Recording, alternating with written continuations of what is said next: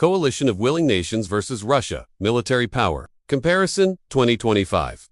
We all know that Russia has a huge military with lots of weapons. But how will they fare against the combined arms of the willing nations? Let's find out in today's episode of Versus. In this episode, we compare Ukraine, the United States, the United Kingdom, Canada, Turkey, Poland, Germany, France, Italy, Spain, the Netherlands, Denmark, and if it wasn't for the red tape in politics, the supply of weapons and vehicles would be much more effective. In all the other countries which are supplying or have supplied weapon systems to Ukraine, and compare them to Russia. Coalition of Willing Nations versus Russia 2025.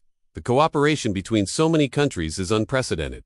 The majority of these are old T-72 tanks, but they also have some T-90 tanks. Ukraine has received naval vessels from many countries, including the United Kingdom, Turkey, and Poland. These include the Bayraktar TB2 drones, the MiG-61, and the Harbor-class patrol boats. The United States has the largest stockpile with 5,478. Russia has many more nuclear weapons than Ukraine, but many of these are old and outdated. Russia has many more ships than Ukraine, but many of these are old and outdated. Please leave a comment below of what you thought of the video and what you want to see next. They have the S-300 and the S-400, which are some of the best air defense systems in the world. The United States has the largest army in the world with 1.5 million active soldiers. Together, the willing nations have the manpower to fight Russia. But the big question is, can they coordinate an attack and fight as one? Ukraine has received air defense systems from many countries, including the United States, Germany, France, Italy, and the UK.